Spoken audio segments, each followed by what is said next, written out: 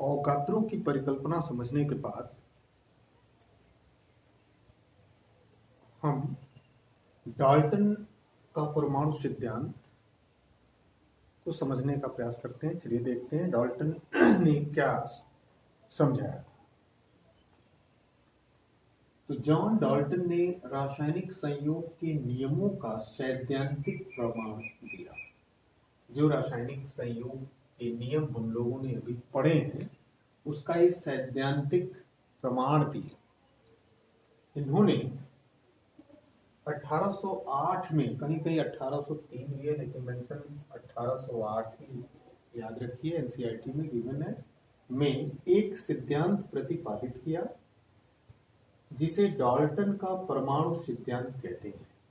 माने इनका सिद्धांत 1808 में आया जो परमाणु सिद्धांत कहलाया, यानी कि परमाणु के बारे में ये बताए थे जो भी जानेंगे हम लोग। इस सिद्धांत के विभिन्न बिंदु निम्नलिखित है।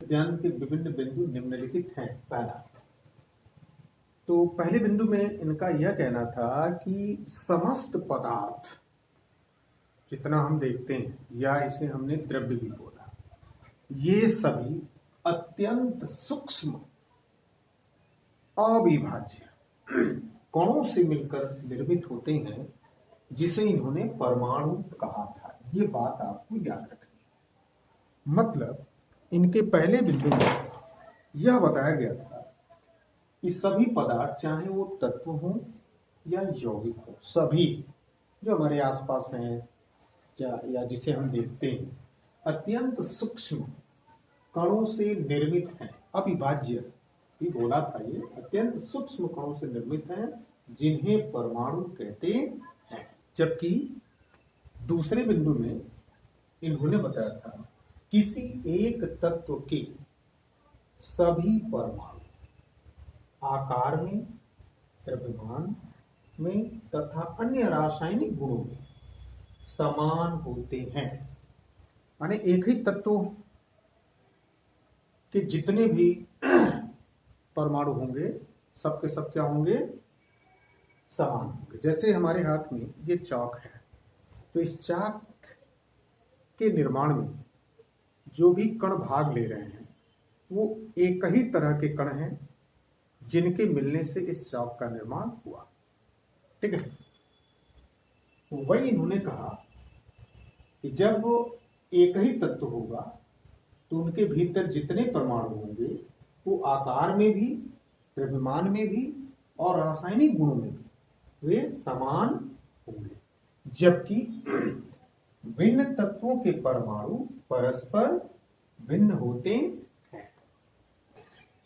ठीक है, चलिए अगला देखते हैं बिंदु।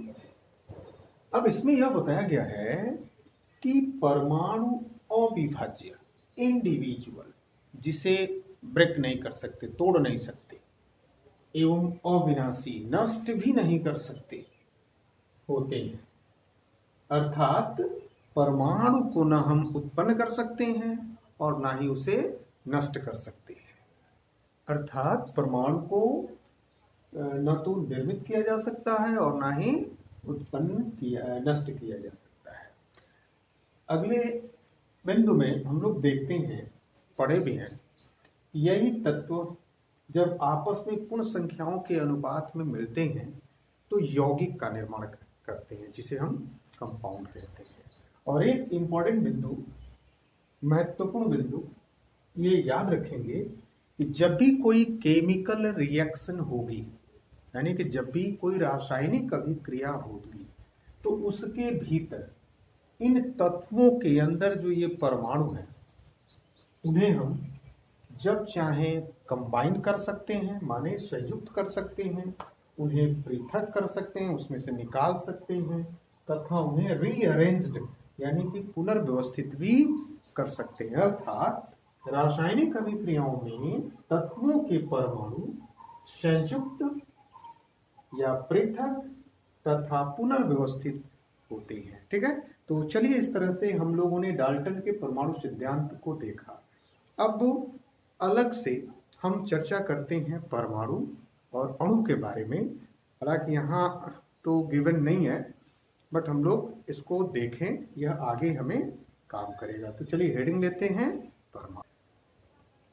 तो दिमाग में एक चीज हमेशा के लिए बना लीजिए, इस ब्रह्मांड में आप जितने भी प्रकार के तत्व देख रहे हैं, सब के सब विशेष प्रकार के परमाणुओं से निर्मित होते हैं।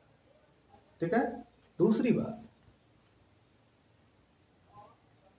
परमाणु समस्त पदार्थ जो हमारे आसपास हैं, चाहे जो ब्रह्मांड में दिखते हैं, जिन्हें हम द्रव्य कहते हैं, की संरचनात्मक इकाई होती है, यानी कि उनके निर्माण में वो भाग ली हुई होती है। ठीक है। चलिए इसको देखते हैं। परमाणु द्रव्य की संरचनात्मक इकाई है। की संरचनात्मक इकाई है, यह किसी तत्व का वह सूक्ष्मतम भाग है जिसमें उस तत्व के सभी रासायनिक गुण उपस्थित होते हैं। अर्थात पहली लाइन में हम देख रहे हैं कि यह जो परमाणु है वो द्रव्य यानी कि जितनी भी सारी चीजें इस ब्रह्मांड में उपस्थित हैं, जिसे हम द्रव्य बोल रहे हैं, इन सभियों के संरचना में यह भाग लेती है और यह उसकी इकाई है। ठीक है।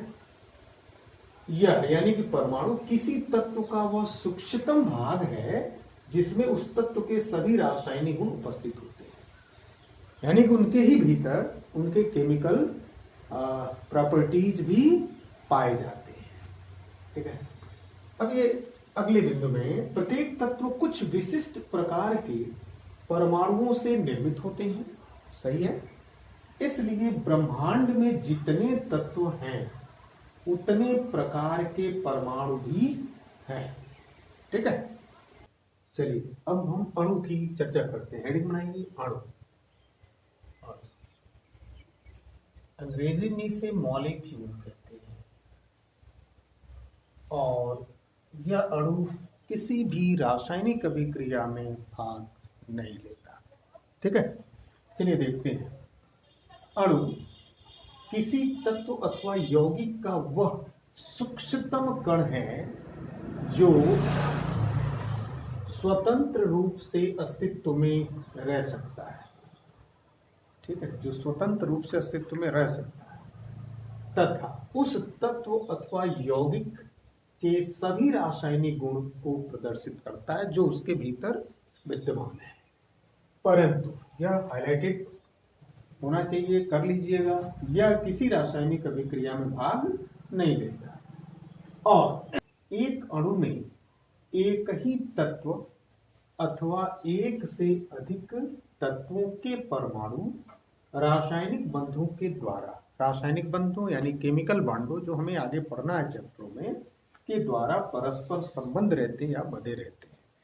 मतलब क्या कहना चाहता है कि एक अणु में या तो एक ही तत्व है या एक से अधिक तत्व हैं जो रासायनिक बंधों के द्वारा परस्पर बंधे रहते हैं। जैसे मान लीजिए एक अणु में एक ही तत्व को देखें तो H को देखिए, H में एक और H आया, H2 बना, तो एक ही तत्व, एक ही प्रकार के तत्व। ठीक है। और ये जो H और H यानी इस तरह का ये बॉन्ड बनाते हैं, तो यही बॉन्ड केमिकल बॉन्ड कहलाता है जो हमें आगे सीखने को मिलेगा। वैसे ही Cl2 को देख लीजिए इत्यादि। और तत्वों के परमाणु रासायनिक बंधों के द्वारा, जैसे देख सकते हैं आप H2O को देखिए, HCl को देखिए। ठीक है। तत्वों यानी कि एक या एक से अधिक तत्वों के मिलने से जो बना है, H2SO4 देख लीजिए, HNO3 देख लीजिए इत्यादि एक्सेट्रा। तो ये होते हैं। ठीक है। ठीक है। जैसे एक ही तत्व यानी H2Cl2 को एक से अधिक तत्व H2O, H2SO4, HNO3, HCl इत्यादि को, इसके आधार पर हम अणुओं को दो भागों में बांट सकते हैं। तो हेडिंग करिए अणुओं के प्रकार, टाइप्स ऑफ मॉलिक्यूल। तो अणु ऐसे करेंगे अणु, ऐसे अणु यानी मॉलिक्यूल कितने भागों में देखे जा सकते हैं? दो भागों में। एक को कह सकते हैं ये सम ये समान होने के कारण इसे हम कह सकते हैं सम अणु, सम अणु, सम अणु या तत्व के अणु, तत्व के अणु। और दूसरे को हम कह सकते हैं ये विसमान, माने अलग अलग होने के कारण इसे हम कहेंगे विषम, विषम अणु, ठीक है। या विषम अणु उसे हम यौगिक भी कहेंगे, यौगिक के अणु, यौगिक के अणु। तो जैसा कि नाम से स्पष्ट है और यहाँ पे हमने उदाहरणों को देखा कि जब एक ही तरह के तत्व होंगे तो उसे हम सम अणु कहेंगे, जैसे H2 हुआ, Cl2 हुआ इत्यादि। और विषम में जब एक से अधिक यानी भिन्न तत्व मिलकर के यौगिक का निर्माण करेंगे तो उसे हम विषम अणु या यौगिक के अणु कहेंगे। तो सम अणु या तत्व के अणुओं को देख लें। तो सम अणु या तत्व के अणु यानी होमो मॉलिक्यूल्स या मॉलिक्यूल्स ऑफ द एलिमेंट्स बोलेंगे। होमो माने सम, समान प्रकार के परमाणुओं के संयोजन से बने होते हैं, सम अणु कहलाते हैं, सम अणु कहलाते हैं। या सभी तत्वों के अणु, सभी तत्वों के अणु भी सम अणु कहलाते हैं, कहलाते हैं। जैसे में क्या होगा भाई? तो जैसे में अभी हमने लिखा था, ऑक्सीजन ले लो, H2 ले लो, Cl2 ले लो, एक्सेट्रा लिख दो। यानी कि इसमें सभी तत्व क्या हैं? समान प्रकार के परमाणु से बने होते हैं। चलो हेडिंग बनाओ, इसका दूसरा जान ले, विषम, विषम, विषम, विषम अणु या यौगिकों के अणु, यौगिकों के अणु। तो विषम या इसे हेट्रो मॉलिक्यूल्स या मॉलिक्यूल्स ऑफ द कंपाउंड बोलेंगे। हेट्रो मॉलिक्यूल्स और मॉलिक्यूल्स ऑफ द कंपाउंड्स बोलेंगे। यौगिकों के अणु इसमें दो या दो से अधिक तत्वों के परमाणुओं के संयोजन से निर्मित होते हैं, अर्थात इसमें विषम अणु भाग लेते हैं। हमने नीचे लिखा है सभी यौगिकों के अणु विषम अणु होते हैं। बेसिकली इस पर आप ध्यान दोगे। जैसे मान लो, जैसे उदाहरण H2O, इसमें क्या है? हाइड्रोजन है और ऑक्सीजन है। H2SO4 ले लो, उसमें H है, S है, O है, कितने अणु होंगे? HCl ले लो, H है, Cl है, ठीक है, इत्यादि। HNO3 ले लो, इत्यादि एक्सेट्रा। जो हम लोग डाल्टन के परमाणु सिद्धांत को पढ़े थे उसमें कुछ सीमाएं थी उनकी, जो उन्होंने रासायनिक सिद्धांतों को, रासायनिक संयोग के नियमों को काफी हद तक तो वो सेटिस्फाई किए, परंतु गैलोसाग के आयतन संबंधी नियमों को सेटिस्फाई नहीं किए, ठीक है। हालांकि इस सिद्धांत की कुछ सीमाएं हैं जो निम्न है, ठीक है। तो हालांकि इस सिद्धांत की कुछ सीमाएं भी हैं, उन सीमाओं को हम जानेंगे। तो जैसा कि हम लोग पढ़े थे डाल्टन के सिद्धांत में कि डाल्टन ने परमाणु को इंडिविजुअल पार्टिकल्स कहा, माने जिसे अविभाज्य कण कहा था, माने उसे हम विभाजित नहीं कर सकते कहा था। जबकि हम परमाणु को विभाजित कर सकते हैं और वह कुछ उपकणों से वो मिलकर, उप परमाणु भी कह सकते हैं, से मिलकर बना हो सकता है। जैसे कि इलेक्ट्रॉन है, प्रोटॉन है, न्यूट्रॉन है, न्यूट्रिनो है, एंटी न्यूट्रिनो है इत्यादि। तो हम नोट करेंगे परमाणु को अविभाज्य कण के रूप में नहीं रखा जा सकता, क्योंकि यह उप परमाणुीय कणों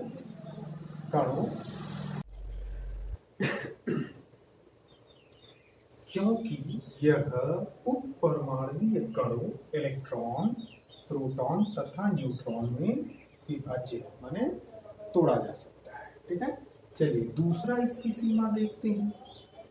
समस्थानिकों की उपस्थिति के कारण एक ही तत्व के भिन्न भिन्न द्रव्यमान हो सकते हैं। यानी कह रहा है कि समस्थानिक, समस्थानिक क्या होते हैं ये भी हम लोग जानने वाले हैं। आप क्लास 10 तक इसको सीख रहे हैं। समस्थानिक हो सकते हैं यानी कि समस्थानिक जिन्हें एक ही स्थान पर रखा गया है लेकिन उनके द्रव्यमान संख्या भिन्न भिन्न होता है। जैसे कि हाइड्रोजन को ही ले लें, पीरियोडिक टेबल में उसका स्थान देख लें, उसके 3 समस्थानिक हैं, 1h1, 1h2, 1h3। तो 1h1, 1h2, 1h3। अब जरा इसकी द्रव्यमान संख्या देखिए, 1 है, 2 है और ये 3 है। वही ये कह रहा है समस्थानिकों की उपस्थिति के कारण एक ही तत्व एक ही है, हाइड्रोजन हाइड्रोजन हाइड्रोजन के भिन्न भिन्न द्रव्यमान हो सकते हैं। देखो इसका 1 हो गया, इसका 2 हो गया, इसका 3 हो गया, जबकि परमाणु क्रमांक इसका क्या है, सेम है। चलिए तीसरे को देखें सीमा में। तो भिन्न भिन्न तत्वों के परमाणु द्रव्यमान भी समान हो सकते हैं। भिन्न भिन्न तत्वों के परमाणु द्रव्यमान भी सेम हो सकते हैं। जैसे कि कैल्शियम के 40 होते हैं, 20 Ca40 तथा आर्गन 18 होता है, इसका भी 40 होता है। दोनों अलग अलग तत्व हैं लेकिन इनके द्रव्यमान संख्या क्या है, सेम है। अगले चौथे को देखते हैं। तो चौथे में ध्यान दीजिए, परमाणु को अनस्वर यानी कि जिसे नष्ट नहीं किया जा सकता, अनस्वर नहीं माना जा सकता, माने उसे नष्ट नहीं किया जा सकता, ऐसा नहीं माना जा सकता। ठीक है, कई नाभिकीय अभिक्रियाओं में यह नाभिक से अल्फा बीटा गामा किरणों के रूप में ऊर्जा का क्षय करता है। जबकि डाल्टन ने ऐसा बताया था कि उसे नष्ट नहीं किया जा सकता, जबकि इसमें से अल्फा बीटा गामा जैसी किरणें नाभिकीय रिएक्शन में देखी जाती हैं जो ऊर्जा का क्षय भी करती हैं। ठीक है, पांचवें को देखते हैं। परमाणु सदैव निश्चित सरल अनुपात में नहीं होता। ठीक है, सरल अनुपात में कभी नहीं दिखता है। जैसे कि शर्कराणु को देख ले, C12H2211 ये चीनी का सूत्र है। इसमें हम देख रहे हैं कार्बन 12, हाइड्रोजन से 22 और ऑक्सीजन से 11, यानी कि 12 संबंध 22 संबंध क्या है, सरल अनुपात तो है नहीं, में है। यहाँ हमने लिख दिया है कि अनुपात में है, जो एक पूर्ण संख्या है, पूर्णांक है, परंतु सरल अनुपात नहीं है। चलिए अगले को देखते हैं, 6 नंबर को। चौथे को देखा, परमाणु को अनस्वर नहीं माना जा सकता। डाल्टन जी ने बताया यह नाभिकीय अभिक्रियाओं में अल्फा बीटा गामा जैसे किरणों को ये उत्पन्न करता है जिससे ऊर्जा की हानि होती है। चलिए हम अगले को देखें, 6 नंबर को। यह रासायनिक संयोजन के उन नियमों को समझता है जो द्रव्यमान पर आधारित है। ठीक है, आयतन पर नहीं। यही कारण है कि गैलोसाग का गैसीय आयतन संबंधी नियम को यह बताने में असफल रहा। ठीक है, फिर 7 नंबर को हम देख लेते हैं। यह सिद्धांत ये समझाने में ही असफल रहा कि भिन्न भिन्न तत्वों के परमाणु उनके द्रव्यमान, आयतन तथा संयोजकता में भिन्न क्यों होते हैं। ठीक है, में हम देखें 8 नंबर में कि इनका जो सिद्धांत था डाल्टन जी का, यह सिद्धांत यह नहीं समझा सका कि एक तथा भिन्न तत्वों के परमाणु आपस में संयोग कर अणु किस प्रकार बनाते हैं। ठीक है, और 9वें पॉइंट में यह सिद्धांत यह समझाने में भी असफल रहा कि परमाणु तथा अणु को बांधे रखने वाले बल की प्रकृति क्या है, जिससे पदार्थ 3 अवस्थाओं ठोस, द्रव, गैस में पाया जाता है। ठीक है, इस तरह से एक और लास्ट में हम लोग कह सकते हैं कि यह परमाणु तथा अणु के बीच भेद भी यानी कोई फर्क भी नहीं कर पाए, जबकि